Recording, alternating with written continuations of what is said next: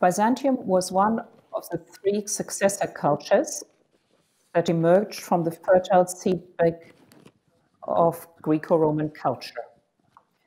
It was Greek in culture and language, Roman in terms of the political system of imperial rule, and Christian by religion. The empire succeeded in maintaining and projecting its identity for over a millennium, from the 4th to the 15th century, even as the territory over which the emperors held sway was ever more diminished. Slide suivante.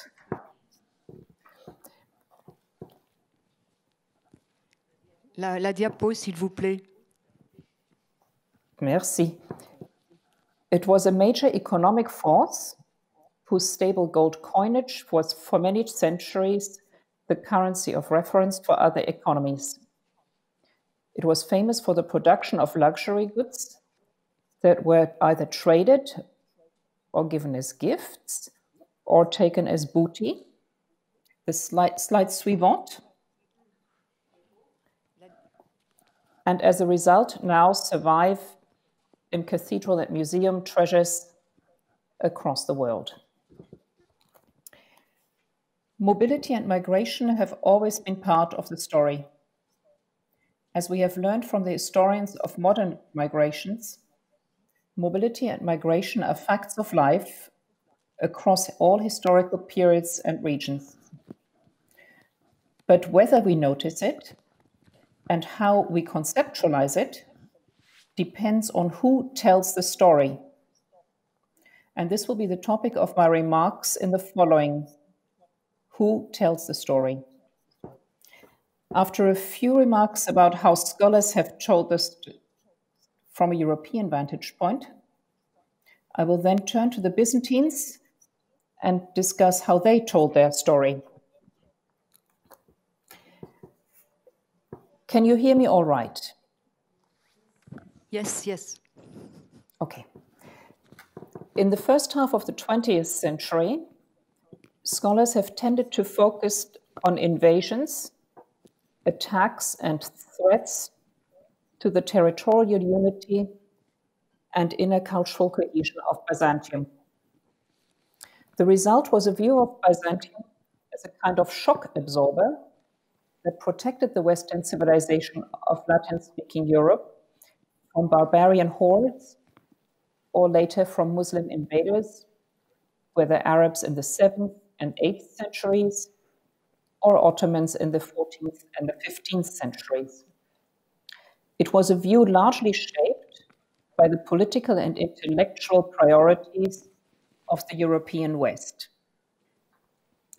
Since the late 1960s, the emphasis in scholarship shifted to political, social, and cultural interactions between Byzantium and the other, in all their complexity, including studies in diplomacy or the translation of Byzantine into other medieval languages. New advantages in archaeology and the resulting shift towards the travel of objects of Byzantine origin, or the impact of Byzantine decorative patterns and production of methods in far away regions. A related line of inquiry came from the study of historical geography and economic historians as they traced trade routes, making, and other means of modalities of transportation. Could we have the next slide, please? Scholars of language and literature have been investigating the interaction with other cultures, resulting in loanwords in the Byzantine vocabulary or in the adaptation of literary motifs. The result of this line of inquiry is a view from within Byzantium itself, a view that takes note of the many external influences from an outside other that have an impact on Byzantine culture. The third step in the last few decades, and building on all this earlier research, it is now possible to notice a dual shift in Byzantine research. First, a shift from focus on imperial policy and the activities of the elites to an interest in the agency of individuals and groups, and second, a reassessment of Byzantium, the empire, the society, the culture, no longer as a monolithic political system, a unified society or a coherent culture that engages with others, who are either political adversaries, social outsiders, or culturally different.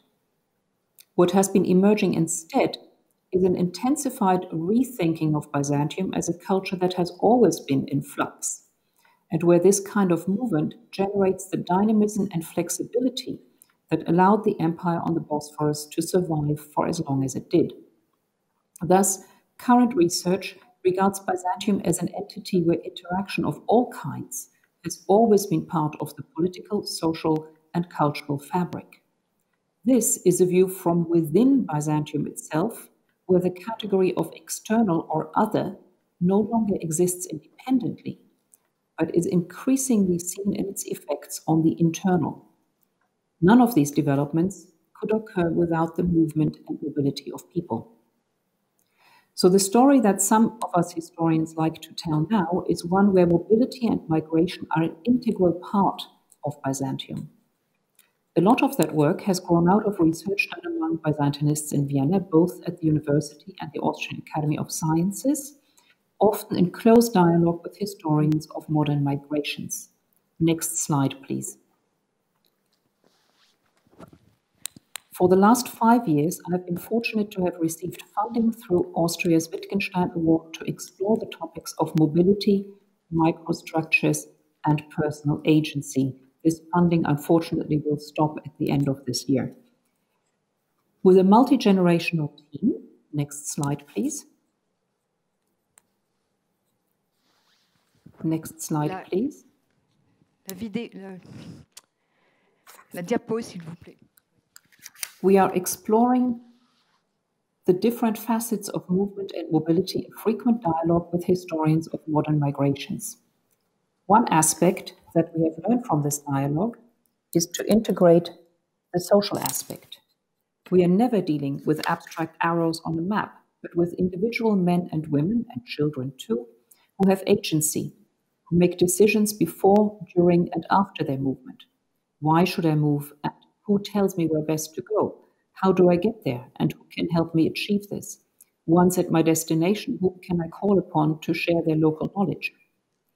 These decisions are often based on or reflected in their social networks. The horizontal bonds of solidarity and mutual assistance that support people at their destination often have deep roots in their regions of origin. Hence our emphasis on microstructures in conjunction with mobility. In this way, we bring a new sociological impulse to the historical study of mobility and migration. Also, we're expanding the scope of inquiry. Migration, in the sense that it is often used in political discourse today for war refugees, people escaping from political persecution, or women and men who travel enormous distances in search of well-paid employment, seems too narrow as a concept.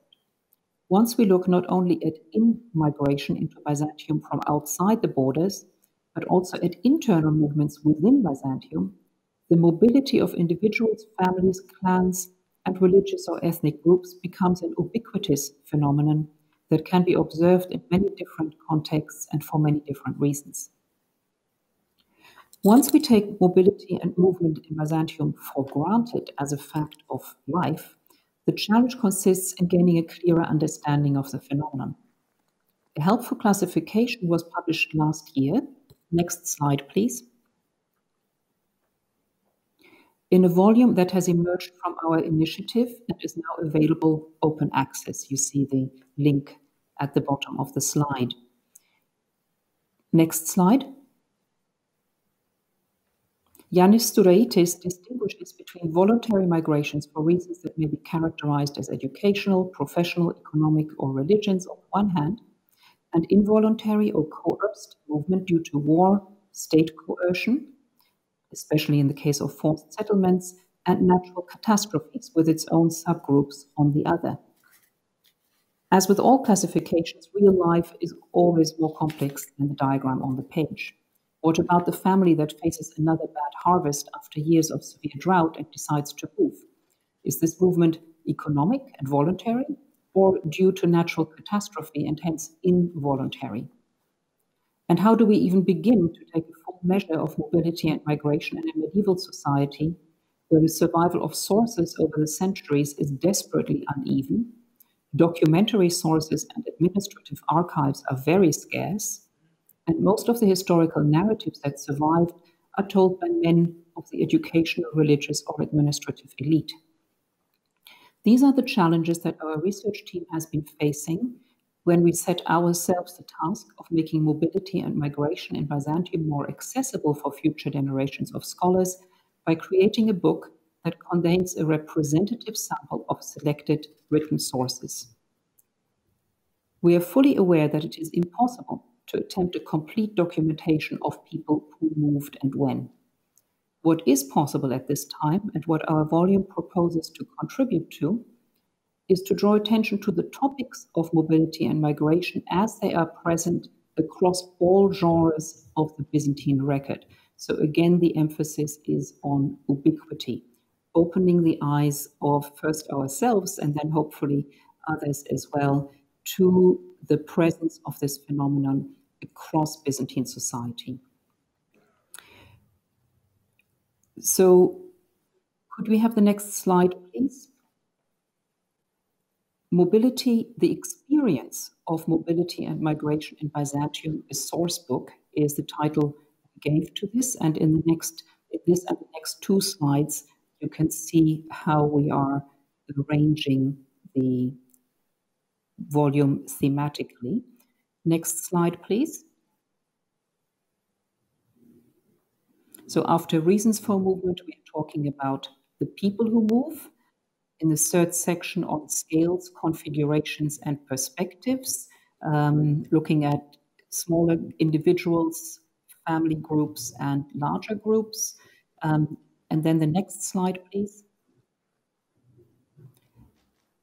In the fourth segment, we look at the modalities of movement, how moving happens, and finally, movement and mobility in the Byzantine imaginary.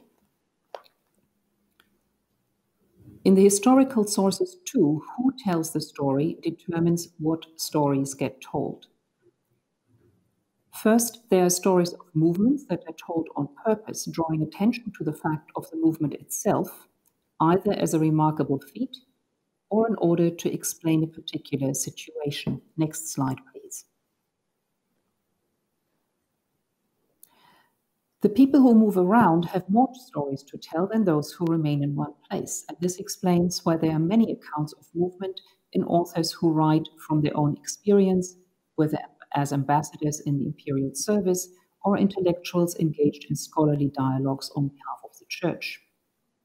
Ego documents and autobiographical narratives written in retrospect tend to represent the author's mobility in positive terms, as an essential step in the trajectory of a life that has turned out successful, even if they occasionally acknowledge the challenges involved, especially at the moment of first departure.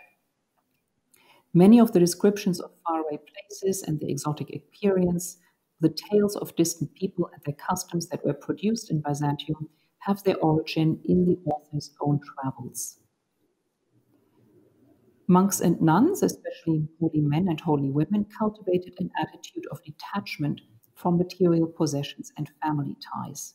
And this is depicted in hagiographical accounts. Byzantium did not propagate the spiritual value of peregrinatio, pilgrimage if you like, to the same extent as the Latin West, where it is particularly prominent in Irish monasticism. Still, monastics are often depicted as being in motion, whether moving from one monastery to the next or from one spiritual father to another in their search for a suitable spiritual environment. Often monks and nuns also embarked on a pilgrimage to Jerusalem or to another holy place. In the 14th and 15th century, xeniteia, that is detachment, as if living as a stranger, was propagated as a monastic virtue, and this is reflected in a number of hagiographical accounts where the protagonists make the lack of a stable abode their life's calling and wander from location to location. In all of these contexts, the movement that monastics choose for themselves is depicted in a positive light. And of course, we like hagiography as historians because they take us to a level below the elite, both in terms of who writes the stories and for whom the stories are written, and also the linguistic register and the style in which these stories are told. Hagiography also offers a different, darker side of mobility when it is involuntary and indeed forced. A number of saints' lives of the 9th to the 12th century record the displacement of their protagonists either as a result of the Arab incursions in Asia Minor or of Arab piracy in Sicily and the Peloponnese. These people either flee to safety, often moving from one place to another, or they are captured as prisoners of war and, if they are fortunate, later return to Byzantium. Their fate at the hands of the Muslims is often discussed in these hagiographical narratives that depict how the protagonist resists to be converted to Islam, resulting in martyrdom. Or they focus on the reconversion to Christianity of those who had accepted Islam under pressure. Now on to the historical narratives. May you live in interesting times. This supposedly Chinese curse is also reflected in Byzantine historical writing. Historians are driven to write about events that they consider unusual or momentous. And the historians who write long narratives, the strong chain of causality that are carefully constructed, usually belong to the elite. The decisive events in the history of Constantinople and by extension of the entire Byzantine Empire were the capture of the city by the Crusaders in 1204 and the Ottoman sieges of the 14th century, culminating in the one that brought the fall of Constantinople in 1453. The resulting displacements of individuals, families, and larger groups are described vividly by eyewitnesses who were themselves affected. Nikitas Choniatis stands out for his touching description as an eyewitness and participant in the exodus of high-class families from Constantinople after 1204. And he is, in fact, the main character in Umberto Eco's novel Baudolino. These narratives were told by highly educated master wordsmiths, and their vivid imagery is designed to appeal directly to the empathy of the audience. In addition, here we might also mention the letters from exile that again are written by literati, often theologians, that also count as ego accounts. Chronicles, by contrast, report the displacement of large groups of people, often in a summary fashion with just one sentence. They describe how large numbers of inhabitants of cities or regions were either captured as prisoners of war or forcibly resettled as part of the policy of the Byzantine emperors. These forced settlements are most often reported for the Middle Byzantine period in conjunction with the Arab advance of the 7th to 9th centuries and in the context of the Seljuk advance of the 11th and 13th centuries. The aim was either to get new settlers for areas that had been depopulated by border warfare or to remove the population from the exposed borderlands to safer inland areas. The forced movement of large groups of people from one region to another is, for example, a recurring theme in the Chronicle of Theophanes, who is one of the main sources for the 7th to 9th centuries. In addition, there is emphasis on the movement itself in a whole range of texts that were specifically created to assist in the preparation and execution of movement. A very large number of military handbooks from the 7th to the 10th century give guidance on how to prepare and conduct a military campaign. The instructions here on how the army should conduct itself vary, depending on whether they move in the core regions of the empire, in the border regions, or in enemy territory. There are several geographical treatises that explain passageways by land and sea. And finally, the famous Book of Ceremonies, a 10th century handbook for the imperial court, collects protocols of past occasions where the emperor moved around Constantinople in procession. May I have the last slide, please?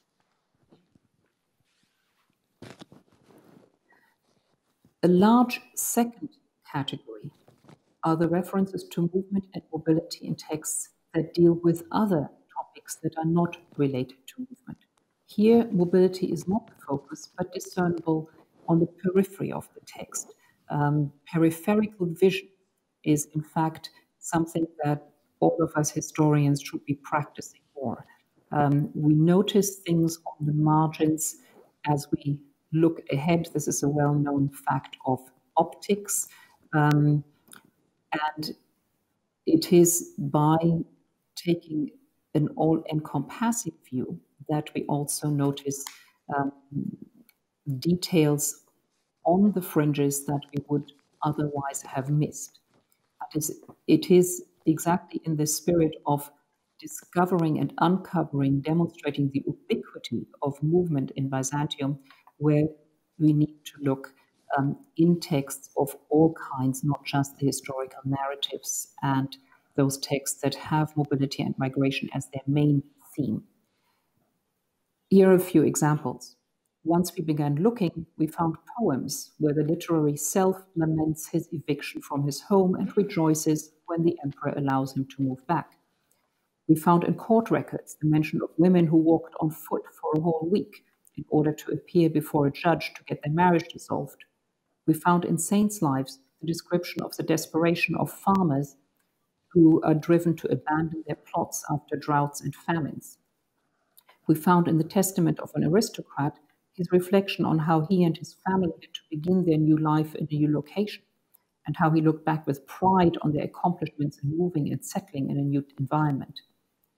We found in a monastic charter how the founder of the community, a nobleman from Georgia, expressed his relief at settling down in what is now Bulgaria after decades spent on military campaign in the service of the emperor, but stipulated that only Georgians should be allowed to join his community. Even Byzantine prayer books made for the use of priests in their pastoral duties contain a prayer for travel that asks for protection from pirates and robbers along the way and a safe return, suggesting the anxieties that accompany travelers or any kind of movement. This large second category of sources, those where mobility and movement is not the ostensible topic but implicit, is disparate, varied, and large. It is also largely untapped, and it is here that much more work is needed if we want to tell the full story of the ubiquity and pervasiveness of migration in all its forms as an integral part of Byzantine society. Thank you. And I look forward to your questions in French. I will answer in English, but you're welcome to ask your questions in French. Okay, merci.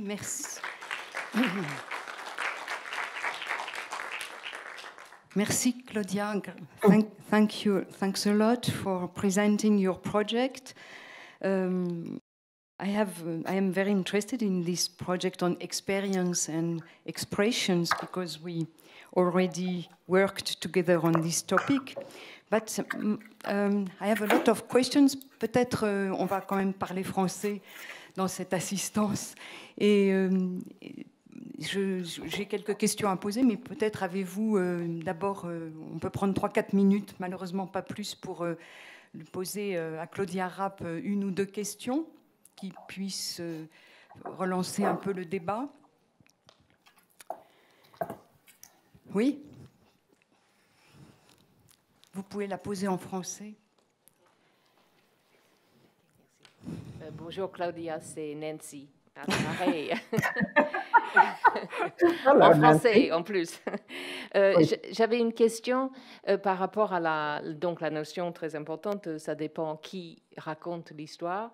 Est-ce que vous avez montré qu'il y avait des égo-histoires et des lettres d'exil? Est-ce qu'il y a une littérature sur l'exil qui serait aussi de l'ordre de l'existentiel et les problèmes de l'exil que vous avez trouvés dans l'équipe, dans le projet?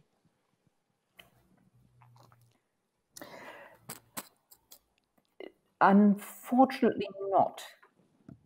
Most of what we have are letters written from exile by the exiled people who remain in touch with their followers back home. These people are exiled for theological reasons in the context of the debates of iconoclasm in the 8th and 9th centuries. But there is no such thing as stylizing exile as a mode of being.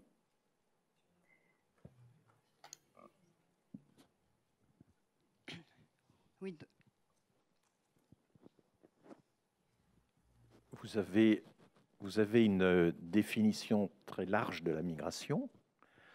Ça sonne, oui. Ça marche. Une définition très large de la migration, y compris des migrations forcées. Mais vous n'avez pas parlé de l'esclavage, qui était quand même assez important à Byzance, enfin surtout dans les 2 ou 3 premiers siècles. Après, ça c'est bon, l'éternel problème de la conversion en servage. Enfin, il y avait des esclaves à Byzance. Vous les incluez dans les prisonniers de guerre ou comment vous les et de quelle source dispose-t-on sur l'esclavage à Byzance? Thank you. That's a very important question. We have a long section on prisoners of war and a wide variety of sources in which this is reported. The historical sources often talk about large groups of people, but if we want to follow on the fate of individuals, it is often saints' lives that give us the most information. There are also, if we use the peripheral vision, sources that address prisoners of war and slavery in the legal texts, and sometimes also in the liturgical books, when there is mention of forced conversion to Islam. We often assume that people have been taken as prisoners across the borders, and then when they return to Byzantium, they have to be readmitted into the church. And that becomes an issue that the theologians have to deal with.